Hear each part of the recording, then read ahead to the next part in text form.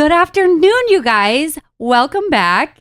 Ethan and I have a very special guest today. Yes, we do. And this is Katie. Katie is local in our area. She actually did pictures of our family. That's like, I feel like how we met. Yes. I cannot believe it. That feels like forever ago. It does. Gray was a baby. Aww. He was like he was probably like 4 months old. Yeah, He was pretty little. With all of his dark hair. Oh my gosh, that's what I remember of that. And then you've done my makeup a few times. Yes. That is right. Love the makeup. So Katie has an amazing organization, a really inspiring, great story to share. And we will be talking about mental health. And mental health is it's a very sensitive subject. Yeah. And so we are very excited to share your story and your organization and kind of how it got started and kind of from the beginning. Yeah. I'm super excited to be here. Thank you so much for having me. Mm-hmm. Thumbs Up really was born from a dark place for me. I lost somebody very special. My grandfather died by suicide in 2010. Okay. I personally have also had my own kind of battle, lost also a friend in high school. So just been something really prevalent in my life. And after losing him, it was like, okay, I need to do something more, not only for myself and like my grief, but also just, I just had this innate feeling and like very much felt led by God to help other people. So we started this, what we thought would be a small 5K memorial run right here in downtown Elk River, which I'm born and raised here. I've never left. And I just think it's such a great community. And the community really just showed up that day. Leading up to the event, it was kind of like we didn't really know what to expect. And then all of a sudden 500 people show up to our event. And wow. It just kind of took off from there. So yeah. That's incredible. Yeah. So from your very first one, you had 500 people show up. That's amazing. Yeah, it was horrifying, honestly. Yeah. And it was when you don't really know, and then all of a sudden you're like, wow, all my work actually paid off. Look at all these people. Yeah. I think just from being like in the area, and my parents had both grown up here. My grandparents were from here. I'm like, oh, there'll be like 100 people. And then we had our registration open, and as the weeks kind of led up to it, it's 100 people registering a week. The first the month before the race, and that morning it was super cold. It was an October morning. It was freezing cold, and I'm like standing there going, I have to get up and talk in front of 500 people. Yeah. It was a lot, but definitely like opened up the conversation around mental health. It really shows that is like what the community also needed to hear too. Like that's so many people. When you're like, I don't know if anybody's going to show up. Like that's kind of when you start something like that, you don't know. And then you're like, they're here. Right. And it almost makes you feel like, wow, this is a bigger issue that like we all know it's a big issue, but it's a bigger issue when you see how many people actually show up, because it's people that either struggle with it or have families, friends that struggle with it. So yeah. And I think we're just like far enough outside of the Twin Cities that it was a place like close to home where people can come and honor their loved ones. And honestly, like, I don't think it was because of like great marketing. I honestly think it was because so many people in this area have lost somebody, and it finally gave them like a space to talk about their loved ones. I think that's one thing I hear a lot is like, they don't want their loved ones to be forgotten. They don't want them to be remembered that way. And so it's just a positive way to start talking about them again too. So it was a really beautiful day. Like I will never forget, as freezing as it was, we did a balloon release and we did 500 balloons, and it was just like, honestly, just watching them float in the air. It was magical, honestly. Yeah. Wow. We both have personally been affected by suicide with our family and loved ones. And it's one of those things that I would love to be more helpful in. And it's something that like, I don't know how to be helpful to others. And so I'm very excited to just kind of learn and hear what you had to say. So where do you feel like you first like started struggling with mental health? And yeah, I think honestly, like in middle school, I think it was definitely like prevalent for me, but I don't know if my parents recognized it. And it's more just like, oh, teenager. I've always been a very emotional person. That's just kind of who I am, very empathetic and compassionate. So I have big feels. Yes. But I was first diagnosed at the age of 19. So I think that's just a really tough age for a lot of kids. Yeah. Yeah. So you were diagnosed with? major depressive disorder and anxiety. Okay. Yep. Okay. So that was the first time I was officially diagnosed. And I think at the time I was very much like, really? Like I didn't realize like how bad it was. Yeah. And then the stigma around it, like I didn't really want to be diagnosed. I didn't want to take medication. Like I fought that pretty hard for quite a long time. But it was actually when I had my first daughter, I was about 23 and I experienced postpartum depression and I had no idea. I was actually like 18 months postpartum. And so I went to my doctor and was just telling her things that I was experiencing. And she's like, you have postpartum. And I was like, what? Yeah. I didn't even know you could have that late in the game. Like oftentimes it happens initially with your hormones and everything. But so that was like a big wake up call for me. And that was the first time I really took medication and kind of took it seriously because I think I had to. Yeah. You know, so, and then I did experience it again after my other daughter was born as well. So yeah, it's definitely something I try to tell new moms, like, be aware of it. And really, it's so important to take care of yourself after you have a baby. Like, people don't realize what it does to your body and your hormones are imbalanced. And it's just a lot, you know. Yes. I think, too, it's scary to admit that you are struggling because it almost feels like you're supposed to be so happy. And you are, but, like, there's also this side of you that you're like, I don't know what's wrong with me. Like I should be more present or happy. And I'm feeling like all the feelings.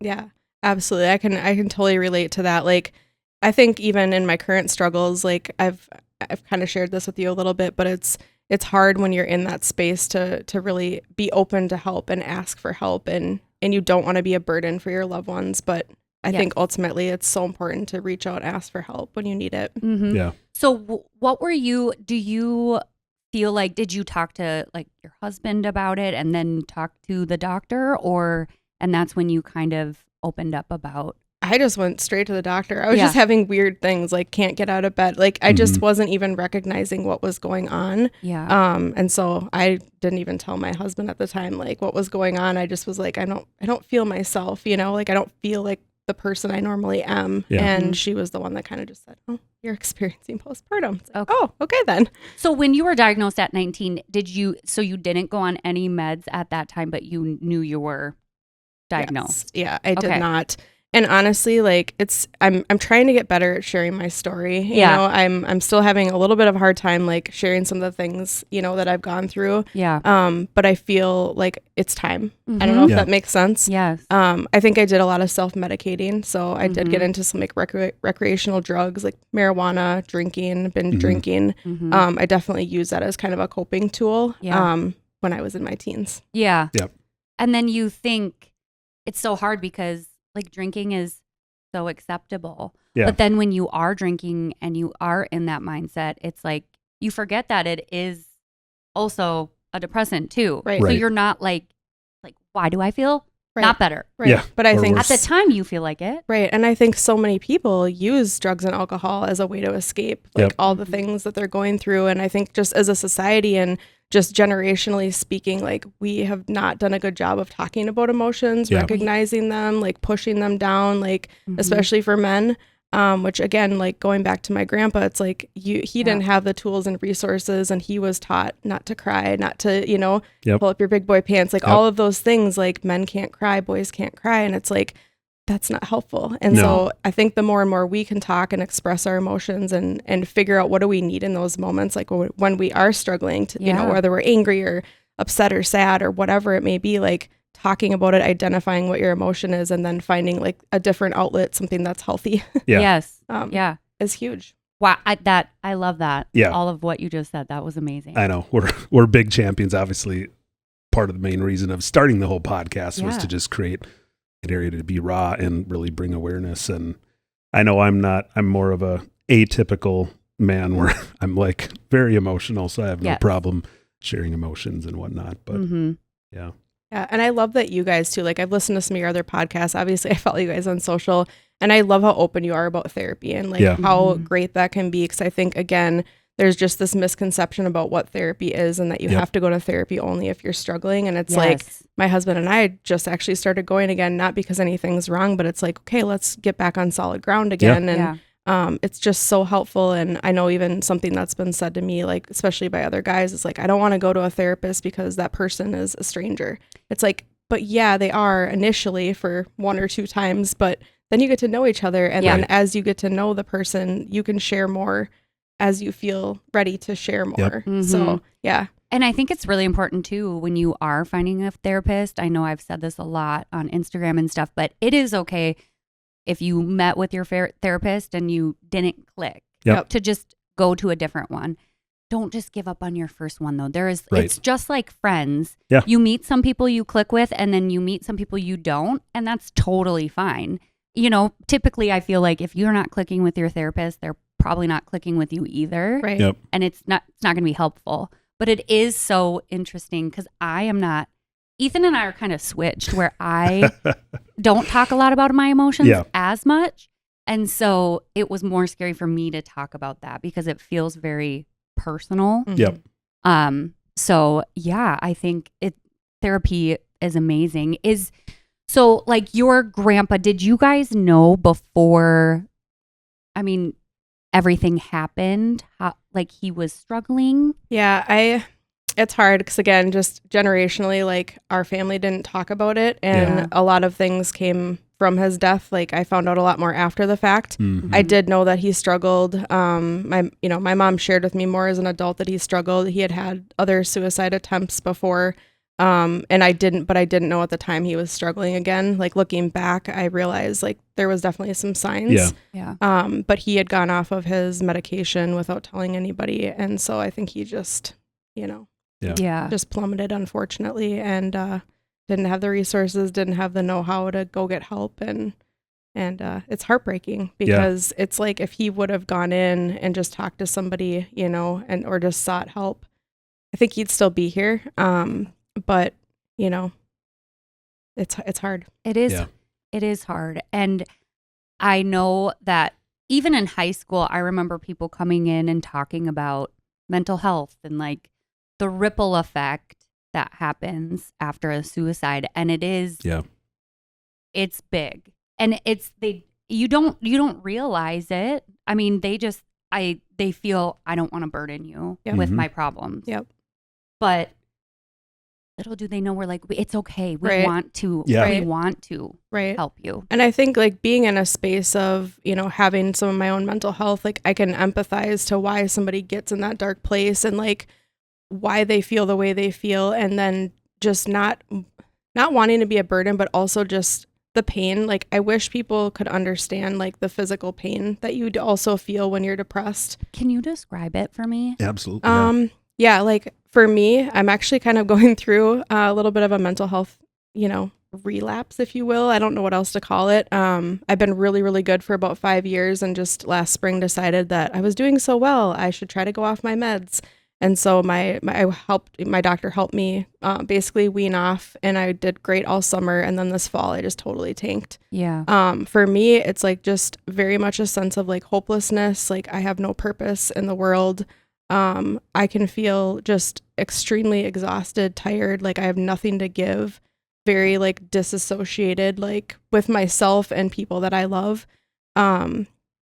It's just, I don't know, like this deep sorrow that you can't pull yourself out of. Yeah. And like getting out of bed in the morning is hard, and just everything you do is hard. It's just hard on a different level. Yeah. But this time around, like, I don't know, it's been a little bit of a wake up call to me. Like, okay, I can't ever do that again. I'm never going off my meds again, because I've tried this a couple times. Yeah. And like, I definitely like to be more holistic, but I'm realizing like this just, I can't do this again, And this one specifically, this time around, like I've had a harder time coming out of it for some reason. I'm doing everything I know how to do. Like I'm using all the tools. I'm this is what I do for a living, right? Yes. Right. So I know everything that I'm supposed to do. So it's really frustrating to not just feel better. Even when I'm trying, I'm going to therapy twice a week. I have my meds. I'm going to the doctor, getting my med changes. Like I'm doing everything I'm supposed to be doing. So I guess I would just describe it as like just an immense amount of sadness and sorrow, and you just can't pull yourself out of it. Yeah. I think that's something that I probably was not aware of.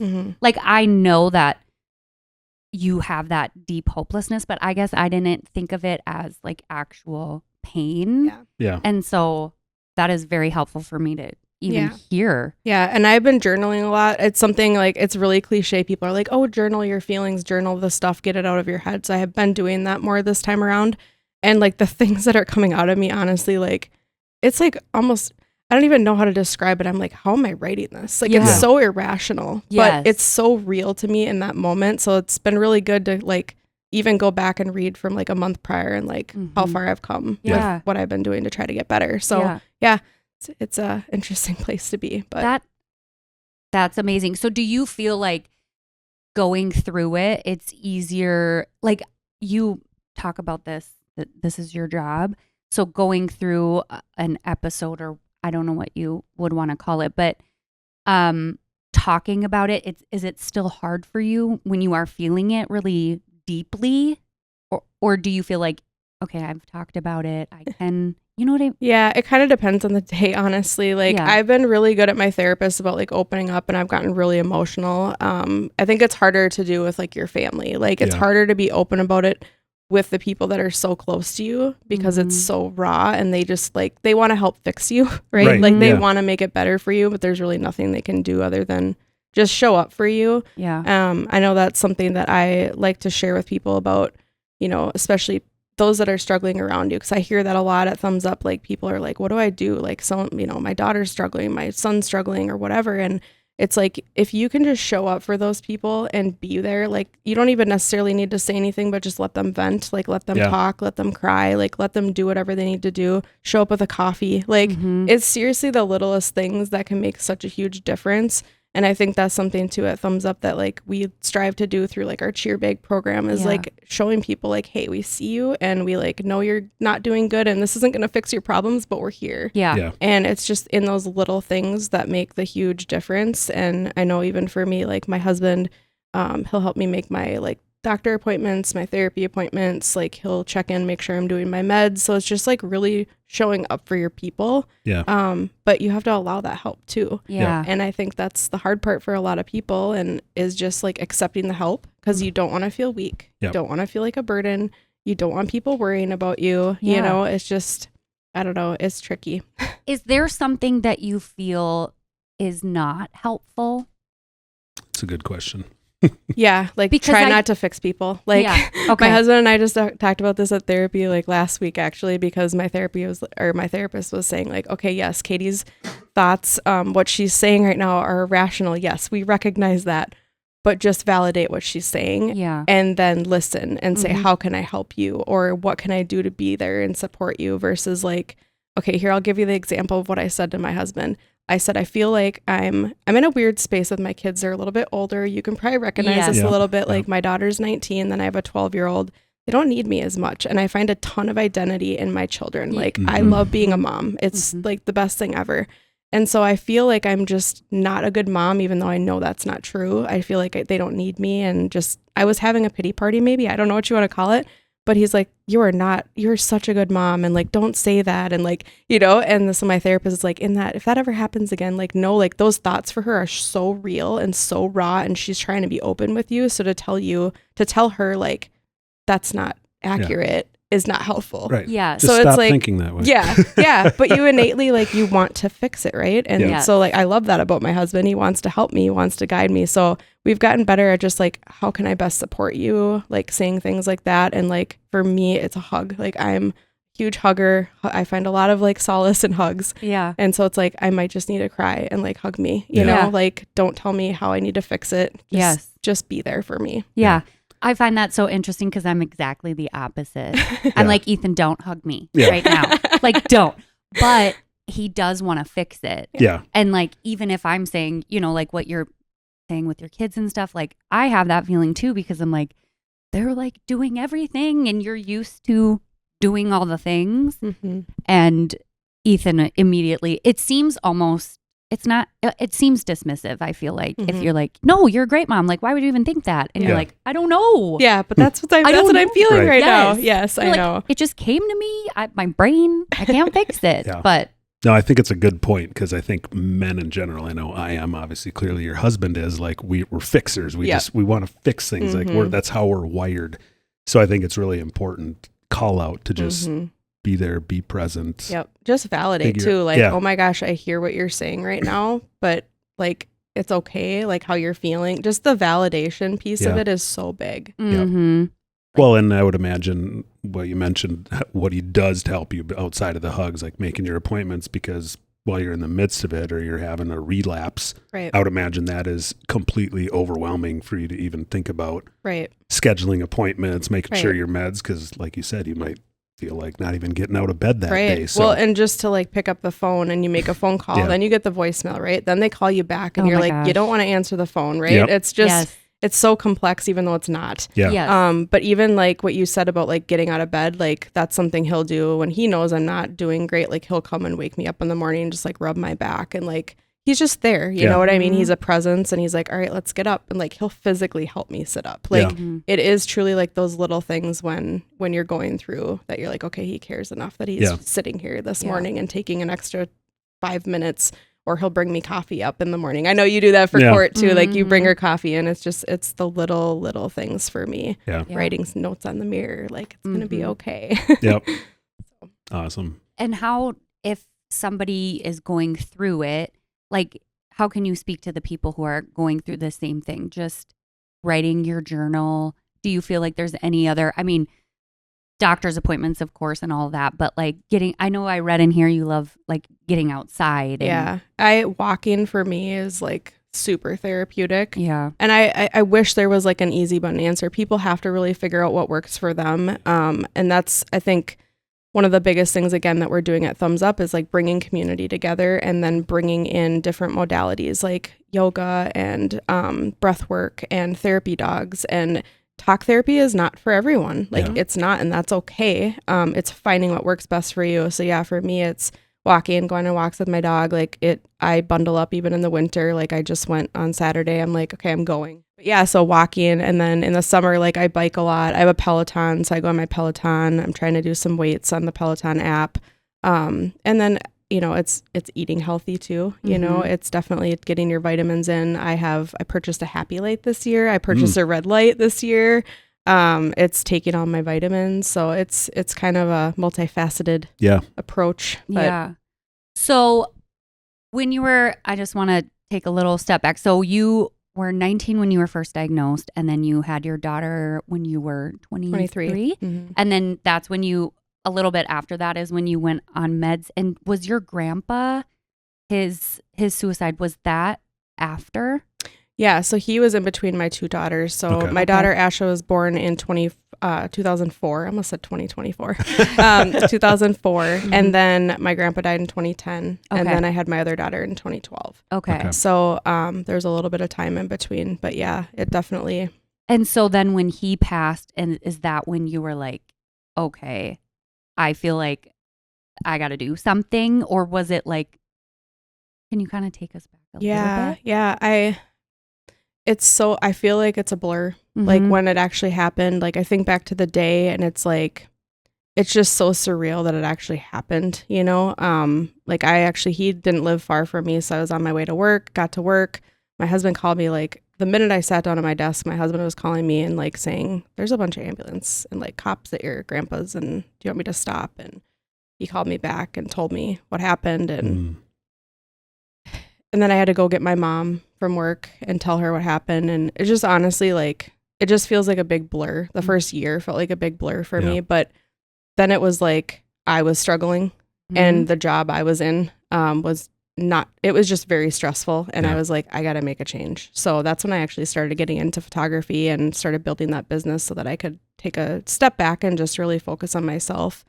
And I actually started running. And in 2014, the same year that we started the race, my husband actually got me this book called Silent Impact by Joe Schmidt. And this book had all these different stories about like different people, both like professional athletes and people who just were doing good things for other people because it was the right thing to do.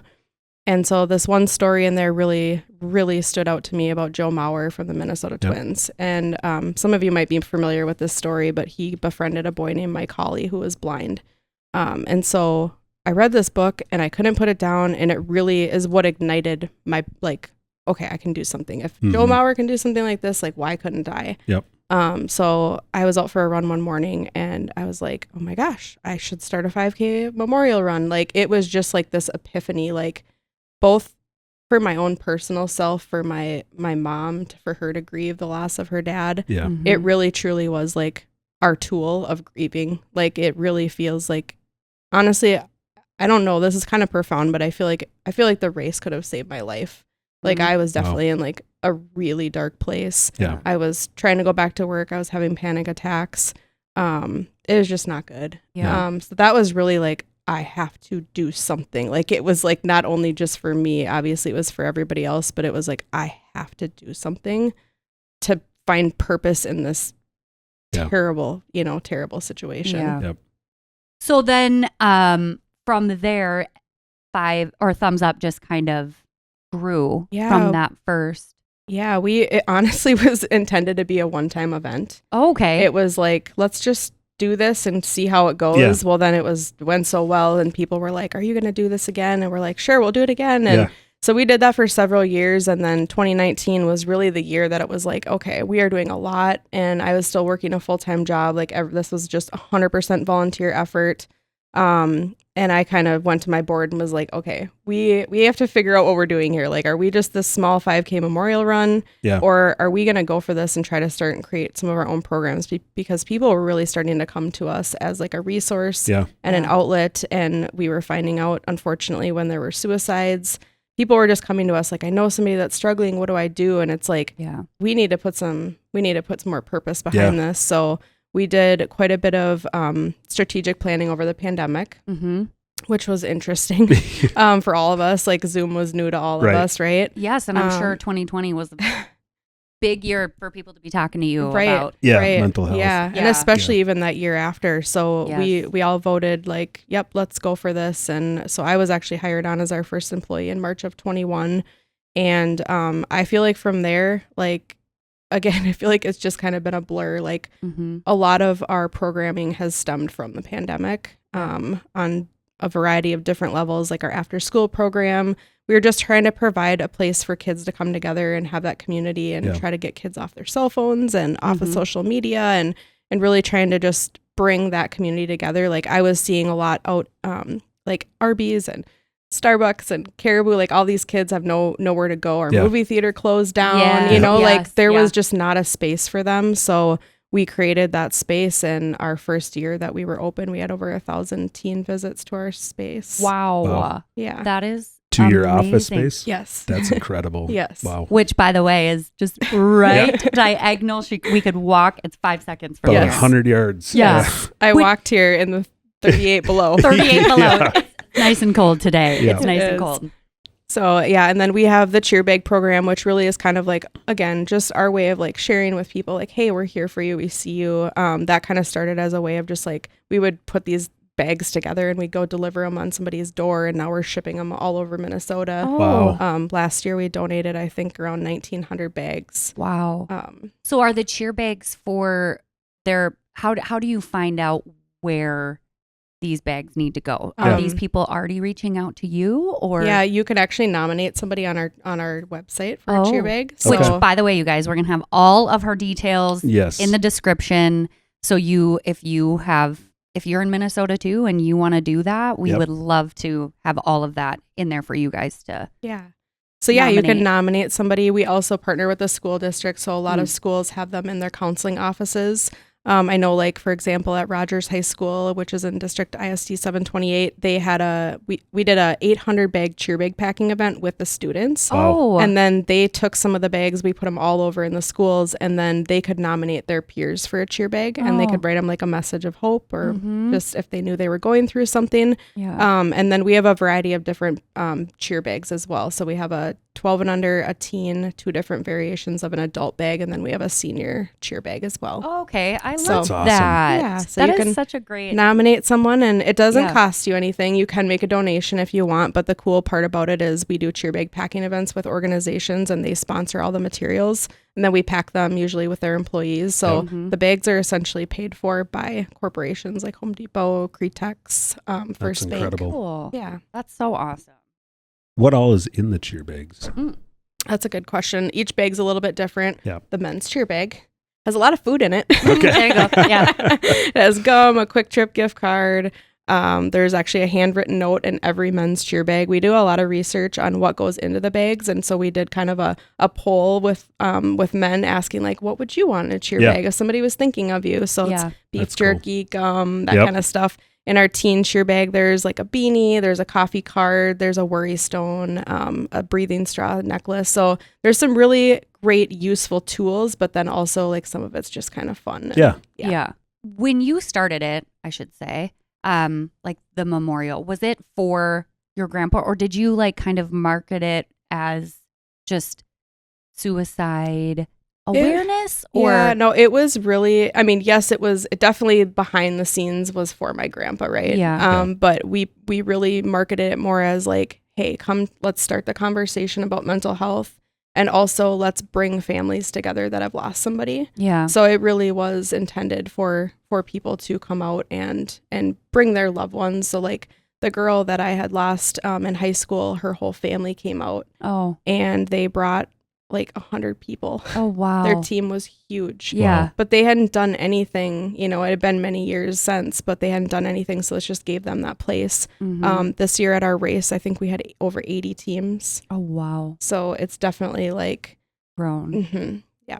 Which is, I love the community. It's such just a really shitty circumstance. Yeah. But you do feel, when you lose somebody to suicide, you almost feel like you said, you said a blur. I feel like it's like lost. Mm-hmm. Like you're like, you almost don't know, like you're like grounded. You're not grounded. You're like, I'm running around in circles. I don't know what to do, how to help.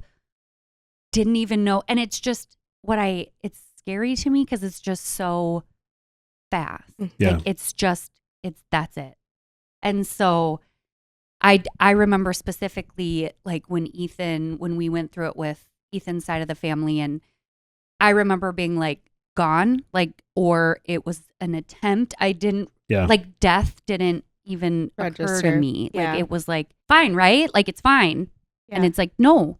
And then you just immediately are like, oh my gosh, what could I have done? What could I have said differently that would, maybe they'd be still here. Mm-hmm. And it's like, this kind of gives you that you're not alone in feeling those feelings too. Like I feel like that, you feel like that, and even people who've lost it, it's like you need somebody to talk to. Mm-hmm. Absolutely. To deal with.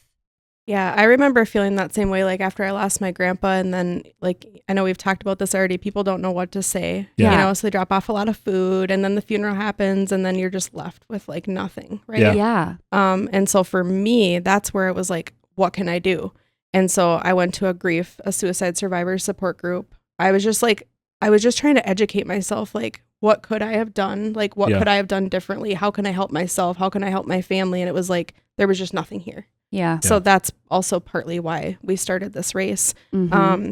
But yeah, it just, I started reading a lot of books about it, and they do talk a lot about like a suicide. You grieve a suicide, the loss of a loved one, much like you would if somebody was murdered. Mm-hmm. Because it's very unexpected. Yeah. And there's no forewarning. Even if you know the person was struggling, you're like, I didn't think it was that bad, or I didn't think it would get to this point, or the person threatens it, but then it doesn't happen, or they attempt and then they're fine. And it's just such a mind game. And so I know I went to that place for a little bit of feeling like, oh my gosh, what could I have done? Like, what could I have said? And like, I saw my grandpa almost every day because I lived right down the road from him. So I would wave at him almost every morning. Like he was always out. He was a smoker. So he was always outside smoking a cigarette. Yeah. And I'd wave to him on the way to work and on the way home. And it's like, I wish I would have stopped. Like you just have so much guilt of like, what could I have done to make this better? And sometimes, it's just hard. You can't play that game with yourself. If the person, they made their mind up,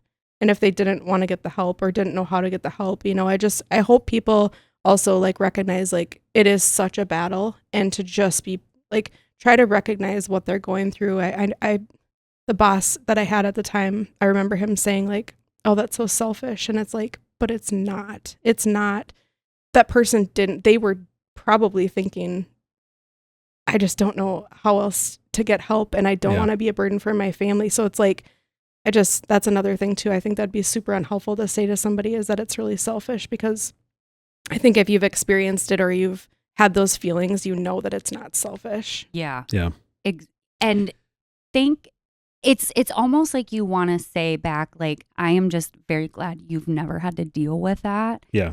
Because it's like that person saying that has not a clue of what that person was feeling. And they might be well-intended, because they're trying to make you feel better, right? Like they're trying to say whatever they can to make you feel better, but it's like, that's not helpful. But you almost want to be like defensive. You're like, don't talk about them like that. Like, right. Exactly. Don't say that. Yes. Exactly. Yeah. Because it's so hard. And then you're dealing with that too. And it's Ethan lost his cousin, and he was 13 to suicide. Yeah. And you were how old at that time? 12 or 13. I think he was like a year older than me. I think he may have been 14. I was 13. I remember being in 8th grade. Yeah. Getting off the bus and my parents picking me up, and we're headed to northern Minnesota. Oh, it's so young. It like breaks my heart. And there are so many youth suicides, and I think it's the second leading cause of death in the United States for ages like 10 to 14. And you just think about like being that age, you're like, you shouldn't even have that thought. Like, you shouldn't even know what that is. Right. And, you know, their brains aren't developed. They're not making rational thoughts. I mean, it just, that, I think those are the ones to me that really they just crush my soul. Yeah. Yeah. Yeah. It is. And I think though, it's so important to have those conversations, like, and even opening up, like, my kids know I struggle. Like, they know. And it helps them recognize too when I'm struggling. Like, they know they can do extra things to help too. Yep. And I think another common misconception with mental health and suicide too is like, if you talk about it, that puts an idea in somebody's head, and that's not accurate. Like, there's not. Listen, I thought that. Like, I'm like, I was nervous telling my kids about our family member, and because it's like, why am I scared that like maybe they're gonna think about it? Right. Yeah. Right. You know what that is literally what I think. Right. Yeah. And I think honesty is the best policy, like being truthful about it. I know sometimes people hide that from especially younger children, and it's like there's ways to kind of bring it down to their level where they may not fully understand it, but I don't think lying about it is really the way to go. Right. And I think looking at my grandpa too, he had lost a brother to suicide back on the farm. Really? Yes. Wow. And then one of his nephews, and neither of those people were talked about after the fact. And it was, you know. Was this a long time before? Yeah. So it would have been my second cousin, my grandpa's nephew, and I was about 10, 11, I think, when he passed away. And then his brother was, much younger. But yeah, that he was just never spoken about afterwards. So again, it's just like, it is so important to talk about it and not like hide it away. And I think, you know, it's hard. Like I was raised Catholic. So was my grandparents were Catholic, and I'm not saying anything negative about the Catholic faith, but I think a lot of times that scare tactic of like, we can't talk about this because you go somewhere if you don't. Right. Yeah. Right. So it's like, and I don't know, I thought our priest did a really great job when my grandfather died about opening up the conversation and saying like, my grandpa was a great guy. Like, there's no way that's where he is. You know, like I know my grandpa's in heaven. He was an amazing man. He loved his grandkids. And even now, like fast forward all these years, some of my cousins have come to me and like said like they're struggling and like reached out to me for help and support. And so it's just kind of that reminder of like, I'm so glad we're having these conversations, because what if I would have lost more cousins or family members? Like, had we not like taken kind of a stance, like my grandma honestly wanted to lie about how my grandpa died. And I was like, no, we have to be honest. Like, it's time to have this conversation. And so I'm just really thankful that we were like, okay, we're going to be honest about it, and we're going to tell people, you know, the truth about what happened. And it's definitely opened up some great conversations. Yeah. Yeah. That's so important. I mean, I feel like brought so much healing for our family. Even outside the conversation of suicide and mental health, just being so open, having an open conversation, and open, what's the word? Just having an open door policy, like with your kids, and just talking about hard stuff like that, and just letting them know that they have a place to like they can open up, and they don't have to talk to their friends about it. They can talk to us about it. Yeah, I always feel like with kids or with people in general, if you're being open with somebody and it's something really sensitive to you and you're a little bit nervous about it and you're like, I don't know where this is going to go. However, the person listening probably is having something that they equally want to talk about, but they're scared to bring up too. Yeah. It's like you being vulnerable and open and honest. They're like, okay, well, now that you said that, Yeah. actually It gives them the courage and the strength to.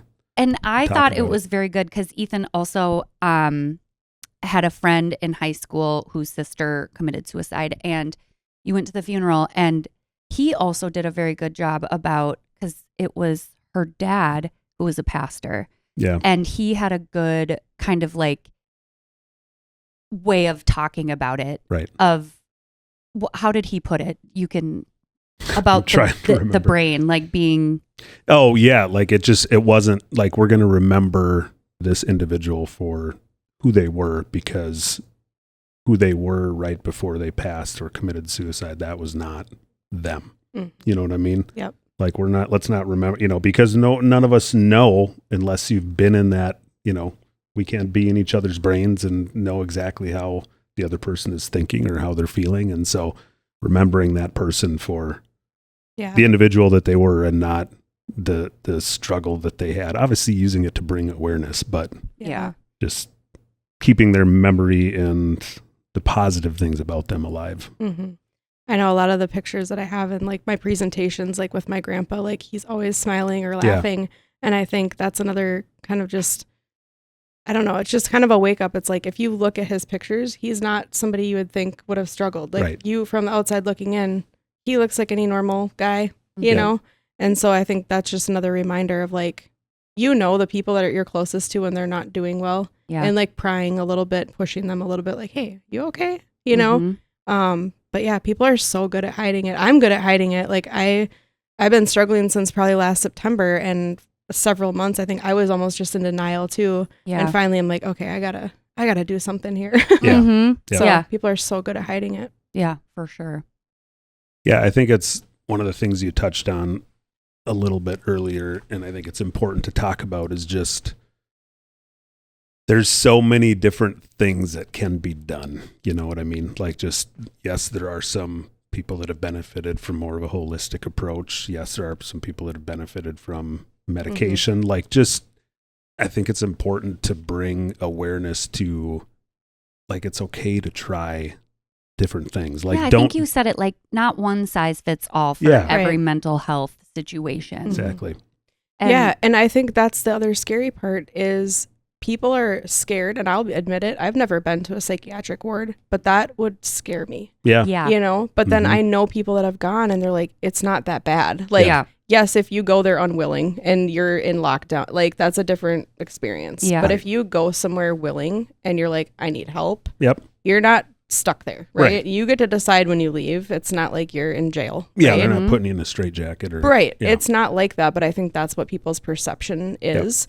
I mean, you think about movies and psych wards or going they make it like horror movies are about that kind of stuff. Right. And it's like, so that's in you.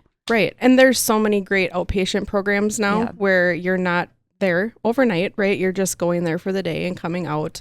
I also think there is a little bit of like a miss. Like I feel like there needs to be another level of care in between like that inpatient, outpatient, like I don't know. Like, I just feel like sometimes people come to us and I'm like, they just need something and they need that support right away. I don't know exactly what it is, but it's almost not like, how they have like rehab houses. Yeah. Like, why don't they have something like that where it doesn't feel like it's a hospital, but you're in, nothing feels more homey than just like being in a home, but there's other people and you're all have like, I don't know, some sort of I think about this often, and I can't do anything about it right now, but it's something I think, it's almost like urgent care, right? It's almost like an urgent care for mental health. There needs to be another level of care at some, because I know people struggle getting into like therapy offices too, and that's not always, you might need just a little bit more than that too.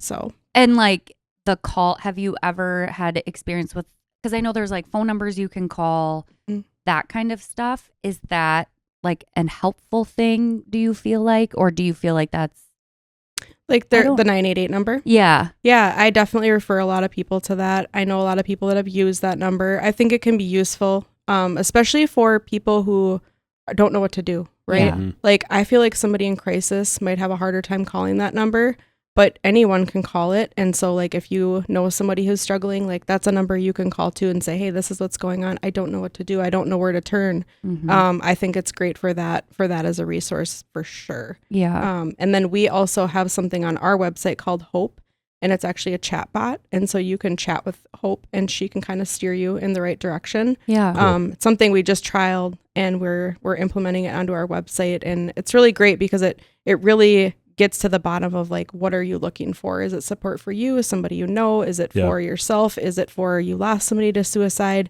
And then it guides them to the right resources that they need. Okay. That's cool. Yeah. Yeah. That is really cool. Because sometimes I am somebody who's like, I don't know that I would call because I'm like, I don't know who would answer. I don't know if I would be honest. Yep.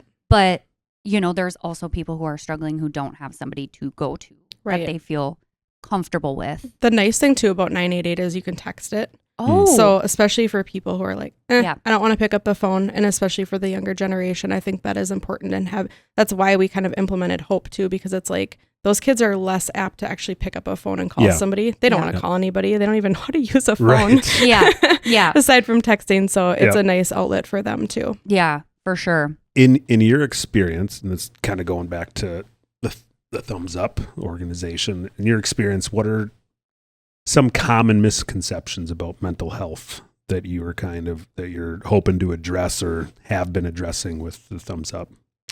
I think the biggest frustration for me is still the people who don't believe in mental health and they don't think it's a thing. Yeah. And they don't let their kids go get the help and support they need. The people who are just like, buck up, pull up your big boy pants. Like that's still very frustrating and very real to me.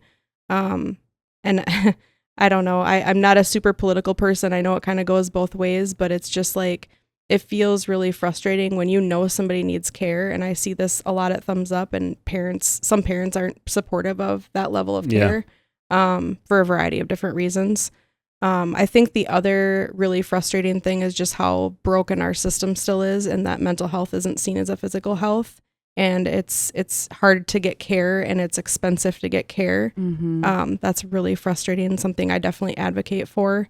And the last thing I think that is really just, I think it's kind of a hot button item, but it is the social media side of things for the younger generation. Like, it's causing a lot of problems. Yeah. And so it's just getting more awareness out there and trying to get parents to realize, like, maybe that's too much, like giving some restrictions for their kids on like socials. And I know I've battled it with my own kids. I think I look back at like giving my oldest daughter a phone versus my younger daughter. Like, I fought that a little bit harder. Yeah. And kind of, how we eased into her having a cell phone too. But that generation is really struggling coming out of the pandemic. And I think that's kind of frustrating for me that there's not more education around that and more restrictions on that. Yeah.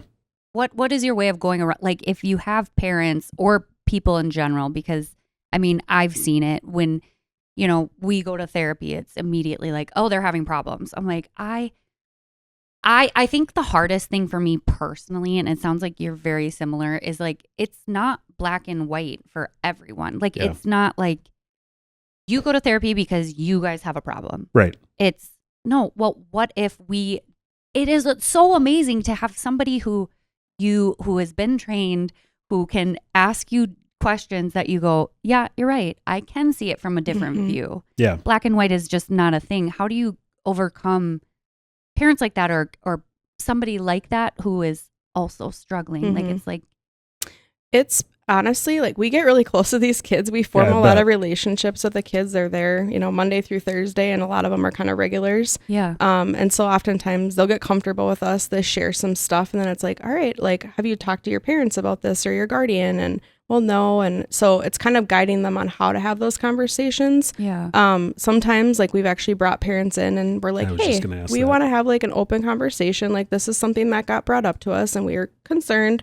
We want to share, with you, and I'm going to share kind of the things the student has told me. And then I'm hoping that you'll listen to your child and be a little more open, to having those things. And it's, again, guiding parents on like what to say, what not to say. Because again, as parents, we go into fix it mode. Yep. Yeah. So yeah, we've bridged a lot of conversations with kids and like having more open conversations with their parents. And I've actually seen some success stories from kids who have kind of been in a really dark place, needed the support, weren't getting it from their parents. Then we have a conversation and then they finally go get them the support they need, whether it's therapy or an outpatient, inpatient program. So I've seen it kind of come full circle, which is, again, why we're here. Yeah. So. I think everything that you guys are doing is so amazing. So from when you were younger and you were kind of going through your mental health stuff, were your parents pretty open about talking about it? Like, you were totally fine talking about it? Because like me and my sister would talk about it and I would be like, I'm fine. Yeah. And she would be like, she was very emotional. And then it's like you have the stark opposite person. Yeah, I have super supportive parents. I think they honestly just didn't really know the emotional side of it, like because I was just a really emotional kid. Yeah. I'm still emotional, but I don't think they knew how to support me because they just didn't know. Yeah. I don't think it was like because they wouldn't want to. Right. My parents are like my biggest supporters. They hardly miss a thumbs up event. Yeah. They're actually in Florida and they're so sad they're missing our Party with a Purpose event that's happening on Saturday. And they're like, oh my gosh, we're so sorry. FaceTime. Yeah, no, they're amazing. They have always been a huge support for me and my siblings too. But I think, again, like mental health wasn't a thing, when I was younger, and now it is. And kids are definitely more open about talking about it. Like we present to different classes, and like I was in a 5th grade class last fall and we're talking about mental health, and I asked the kids like, what, do you know what mental health is? And like half the kids in the class were like, yeah, I'm in therapy, and they're just like talking about it. They're just super open. That's awesome. It's pretty cool. And even in our space, like the kids will be like, yeah, I had therapy yesterday, and they're like having these little side conversations. I'm like, I would have dropped dead to tell somebody that when I was in high school. Like there's no way. When we were in high school, I feel like somebody saying like, oh, they're in therapy. You're like, wow. Just Yeah. Big It was old a target big on deal. their back. Yeah. And we're getting there. Like I've seen huge strides since like my grandpa died. I also think the pandemic, while I hate even talking about it, like it did definitely shine a light on mental health and kind of people for the first time that maybe hadn't experienced like isolation or anxiety. Like they were like, oh, it was a little bit more real for them, losing jobs and, losing family members. And so I think if there's anything good that came from the pandemic, it was like shining a bright light on mental health is huge. Yeah, for sure. Some of the stuff you had sent in, just obviously we're reading through last night and we're like, wow, the amount of money you guys have raised from Thumbs Up, and just the amount of money you've taken and sewn back into these individuals with people like we've talked about here today that can't afford therapy sessions or certain services. Incredible. Like, do you want to say the number? You should say it. Yeah. So like written over $1.7 million that you guys have raised since 2014 for mental health awareness and suicide prevention. And it's obviously ramped up. I think you mentioned is like 1.5 since 2020. And so it's really, the organization is just taking off, which is just incredible. It's needed. Yeah. It's so needed. But along with kind of those statistics, do you have like a story of, how you guys were able to say, come alongside somebody and support them that has just been this incredible, like a testimony story that you guys were able to make a massive impact on? Obviously there's probably multiple individuals. Yeah, there's a lot.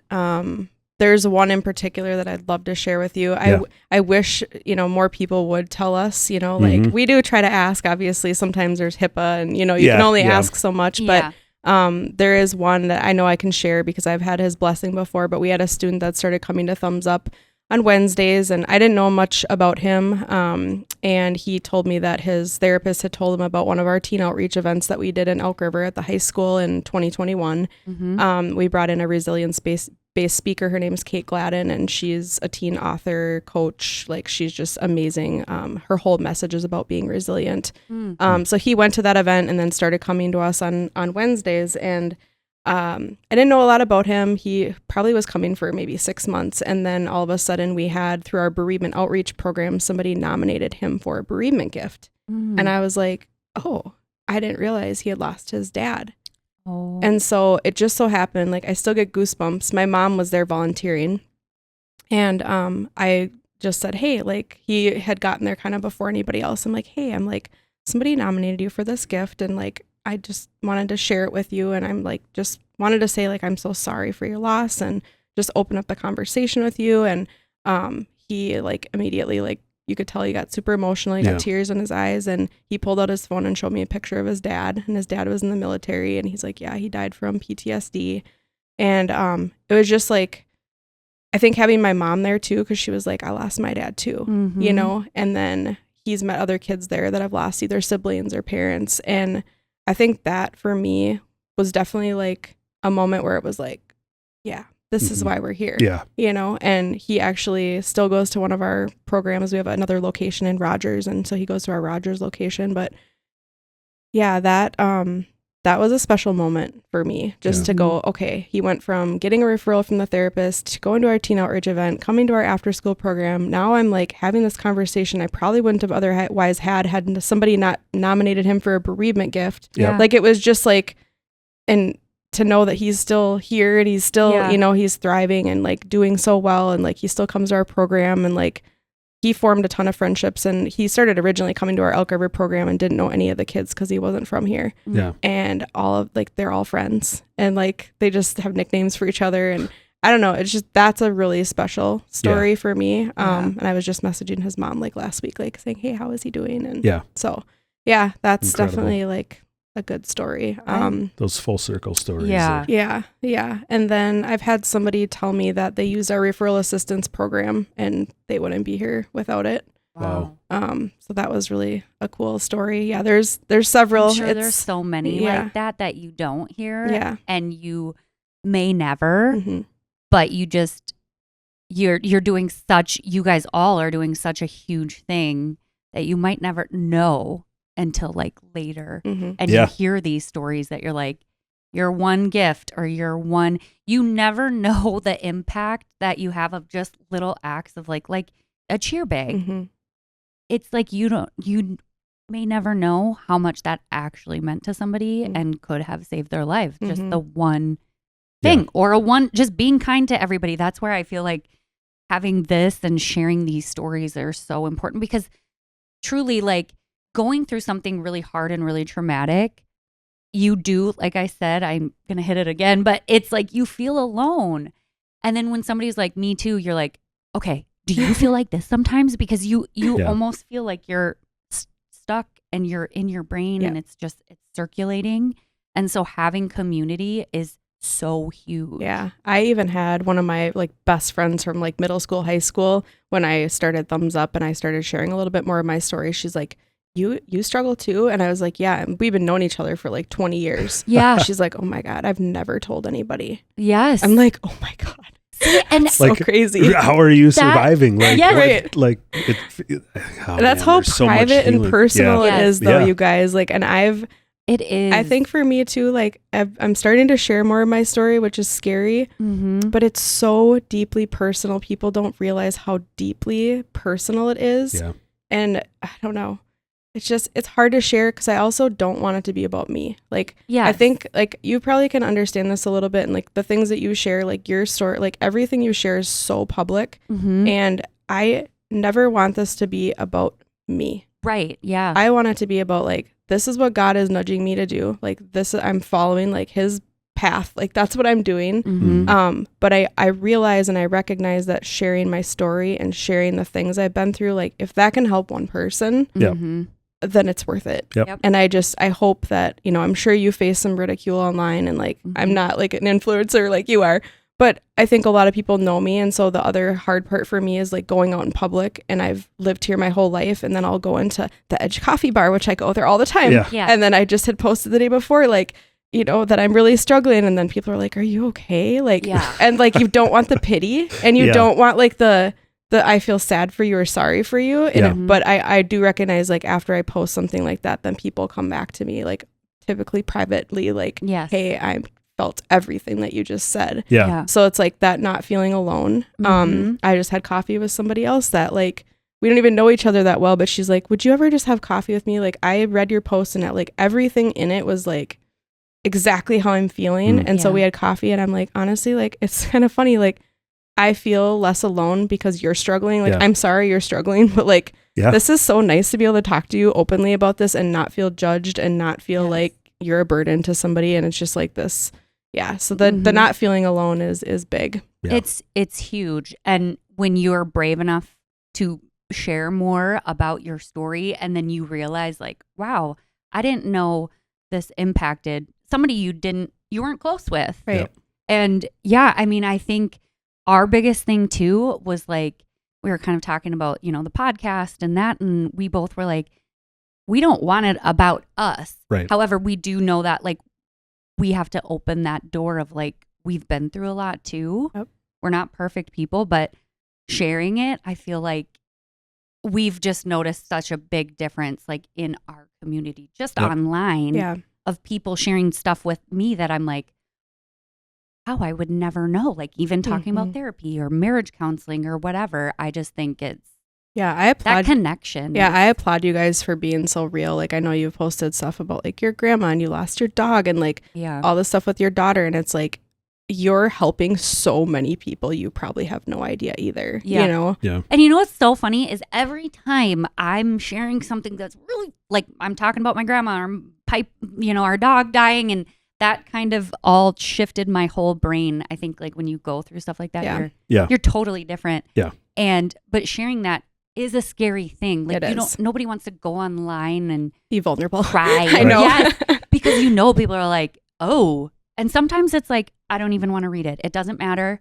The 3 people or 10 people that have something negative to say, there's so many more people that go same. Mm-hmm. Yeah. And that's all that matters to me is the people that are hearing it and they're like, I'm in that same boat. Yeah. Because I feel like those are the people that needed to hear it. Right. Exactly. And you never know who needs to hear this one message. Right. Yeah. So I think it's so much healing in community. Mm-hmm. Yeah. And sharing whether it's just a couple people or a big community, like just and that's really kind of where the vision came from. Yeah. So, how do you engage in the community about just like talking about mental health and suicide?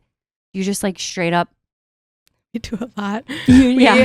We probably have 75 events that we attend throughout the year. Okay. So different variety. Like we have teen outreach events where we partner with schools and we bring in a resilience-based speaker. And they'll typically do like an all-school assembly. So we just did this in January and we reached like 3,500 students in a week. Wow. We do like golf tournaments and we have a lot of great conversations on the golf course. You want to reach men who are, they're having a good time. Yeah. But I have had some of the best conversations on the golf course and I've met some really incredible men and women, but obviously it's kind of more men dominant. And we host community outreach events throughout the year through our 5K, 10K.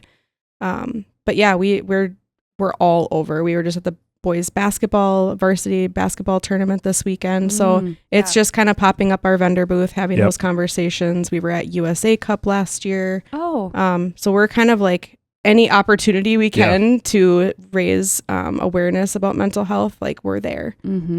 Awesome. And looking forward and goals and stuff, like what is your future with Thumbs Up and like what do you see or what would you love to see? I'm very much a visionary. So I have like always a grandiose idea of what I'm hoping for. We did develop a chapter model, which is very much like a franchise. That was our big thing last year. Yeah. And so we will be opening our very first chapter program in Chaska, the Chaska area this year. Cool. We're like this close to signing the agreement with somebody. So that's really exciting. And really how that kind of came was we had people reaching out like about our after school program and some of our other programs. And like, we want to bring this to our community. And it's like, okay, well, how can we actually do that? Like, we're still small. We have 3 full-time employees and a couple part-time employees. And so just logistically, it's a lot to manage. Yeah. We had opened kind of a pilot program in Rogers this last February, and they came to us and were like, hey, we'll provide a free space for you guys if you'll bring your program. We're like, yeah, let's do it. That's a no-brainer. So we started 1 day a week. It's now 2 days a week, and they're building a field house right next to their hockey arena, and they're building us a permanent space. Wow. So that's holy cow. amazing. I drove by and I was like, what are they building? Yeah. It must be a field house. Yeah, we're super excited. So then we can expand our program hours and be more Monday through Thursday. And we'll probably kind of stick to that in our school district. So like Elk River, Zimmerman, Otsego, Rogers. Yep. Those will probably be our own kind of branches, if you will. And then anything outside of that district can be a chapter model. But I would love in the next like 3 to 5 years, something I'm dreaming about is having kind of like a bigger headquarter location with the space for like a cheer bag packing, kind of like a Feed My Starving Children, but like with our cheer bag program, because businesses really love to rally around that, and just a bigger space. Like our office in Elk River is pretty small. It's like 1,300 square feet. And I would love to have the ability to be in a bigger space where the kids can kind of run out and get their bugs and stuff out too. But yeah, bigger space in Elk River would be great. So that's what I'm dreaming about right now. That would be awesome. That's awesome. So how do we help? Like community wise, like what do you like look for? Like if you were just like, somebody was like, I want to get involved. What is your best advice on?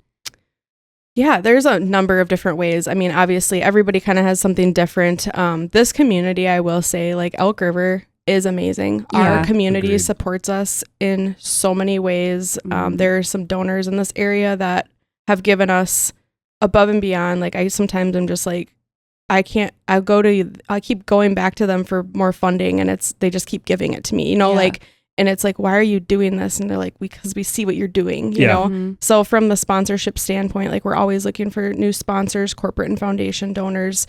But the volunteer piece of it too is huge. Like we need volunteers for our after school program, for all these events that we do throughout the year. So that's always something we're looking for, really good volunteers. Is that on your website? You can just sign up and go in there? Yeah. There's a link that says get involved, and then there's kind of a drop down menu. And honestly, like just sharing, like follow us on social and share our posts. Like that goes such a long way for us, and just raising awareness, sharing our events that are coming up. Sign up for our race, like all of those things. I would love to talk about. So that is September 20th. I was like, year. why was I going to say 30th? Yes. September 20th of this year is your 5K. It's in Elk River. It is. It's at Orno Park. So this is our 12th annual event, which I just like pinch me. I can't believe it's been 12 years of doing this. It's crazy. I do have to give like a little mini shout out too, because I don't know, something I didn't share with you guys, but I donated my kidney in 2020. Oh, and so that's right. Yeah. I do remember seeing that. And so my kidney buddy, Joel, his name is Joel Johnson. It's his birthday. So I'm like, this is going to be like the year of the Joel. But yeah, so we're really excited. It's a great, like, family friendly event. And honestly, like, I think what I kind of tell people is like, this is more than just a 5K, 10K. Like, it is really bringing the community together. We have resource vendors. We have like face painting and all the fun, crazy hair stuff. Like, it's super fun for kids. We try to keep it light and bright, right? Like, there's a space for grief, and there's a grief support area, and we always honor our loved ones. But the event itself is like happy. You know what I'm saying? Like, it's just special in a weird way, because it's such a dark topic, but it's like we try to keep it like light, bright. Like our theme this year is resilience. So I think we're hoping to bring Kate Gladden in to be our resilience speaker for our keynote presentation, and she's got such a great message. But it's really like bringing people together, having a really good time. Obviously, like, there's the exercise component, but if you're not a runner or a biker, you can also walk it. You can also just come and hang out and like experience the day too. We have food trucks and all that kind of stuff. A kid's obstacle course. That's crazy. Oh my gosh, fun. Yeah. So your Instagram and following, what is that, so that all the people can follow? And if you're local, even better, come to the race. Yes, seriously. I would love that. It is Thumbs Up High 5K. Thumbs up high. Thumbs Up High 5K. Thank you. That's how we started. I know. So when we originally started, like, our name was Thumbs Up High 5K. We were trying to take, again, the dark topic and turn it into something light and bright. So it was like thumbs up, high five, like the 5K, Got it. So we've kind of morphed into just thumbs up, because we're more than a 5K now. So Thumbs Up High 5K is our handle, and I just haven't changed it because it just seems like a lot of work. Right. I mean, if once you have a name too, it's almost like, okay, we're gonna have to just we're sticking with that. Is there any, like, I know you'll probably have this, but like books or podcasts that you specifically like to recommend to, I guess, anyone, mental health, or somebody who's friends with somebody who has mental health like issues and you're just trying to help. Is there something you... Yeah, I go back to Joe Schmidt a lot because he's been a great mentor of mine. He's written several books. Silent Impact is one of them. That's really what inspired me to start Thumbs Up. Yeah. He also just wrote a book with Joe Mauer from the Minnesota Twins called The Right Thing to Do. It's a children's book. Oh. So it's a really cool story and actually really highlights one of our programs called No One Sits Solo. Mm-hmm. They're creating a documentary about it right now. Oh, cool. They're actually, the Stages Theater is making a play out of the book. Like, wow. It's been a really great thing. $56,000 has been donated back to our organization from that book in 2024 alone. Wow. That's incredible. Yeah. So Joe Schmidt, he's just a great guy. I would definitely go follow him. He has Silent Impact, and then he has the Blueprint Impact book, which is kind of follows it. And then Kate Gladden she has a podcast called Okay Now What? So it's great for definitely teens, but now she's kind of like steering a little bit more towards adults as well. So she just wrote a book about more catered towards adults as well. So those are two that I listen to. Awesome. I'm going to put that in the description so you guys can check it out. And we would love for you to check out. Oh, you have the books right here. Yeah, I brought them with. Oh my gosh. So I can show you guys on the YouTube. This is the Silent Impact one that she was talking about. And The Right Thing to Do. Yeah, Look at how cute that book is. That is a cute book. Oh my gosh, that is so... Yeah, the illustrations are by Kevin Cannon. He's a local artist too. Okay. Oh my gosh, they're so cute. Awesome. Yeah, so I have this one signed by Joe, Joe Mauer, awesome. Yeah. Kevin Cannon. But yeah, it's a super cute book, and it follows the whole Joe Mauer, Mike Hawley story, and it talks about what he did back in high school to kind of befriend Mike and just kind of take him under his wing. So that's cool. Well, thank you for coming and sharing your story. Yes. And we see you. We could not wait to freaking have you on here to listen to your story. So honored. And like I appreciate you sharing, and I know it's like really hard, and this topic is hard, and we appreciate you talking about the hard. Thank shit, you. I because appreciate you having me on. Yeah, I can't wait. Yeah, like to just listen to this and I know all the things. So you guys are amazing. Keep doing what you're doing. I obviously I follow you guys and all your stories. I'm liking it all the time. And then I was telling my daughter Berkeley that I was coming on your show today. She's like, you know the court report? She was losing her mind. She's like, you're going to be famous after this. It was so cute. I was trying. We were going to try to get some freaking... It's Monday. You and listening to this will probably not know that, but it's Monday, and we were like, I was going to try to get Crumble here so we could have Crumble, but love Crumble. We didn't make it in time because we were whatever freaking out. But I am going to put all the handles and stuff, so we would love it if you guys all followed Katie, and even if you want to make a donation or you want to sign up for volunteer work, the cheer bags, all the stuff, you're making a huge impact. And kind of like we said, sometimes you don't even know the impact you're having, and so that is huge. So thank you so much. Appreciate that so much. Yeah, and if people want to follow me personally, I mean, I'm not really necessarily trying to grow my audience, but I think because I'm trying to be a little bit more open with my story. Yeah. If people are interested, they can. I'm my handle on Facebook or on Instagram is Hugs from MN, Hugs from Minnesota. Okay, cool. I'm gonna have it all in there for you guys too. And she's very open, like message, feel. You guys will. Some of you will be not even in Minnesota, but at least we'll have all of the stuff for you guys to message you and your chat and all that stuff. Appreciate it. Yes. Thanks for coming. Thank you for having me. Thanks for all you're doing, Katie. Thanks. Yes. Incredible work. Appreciate it. Yeah. See you later, guys. Bye. Later.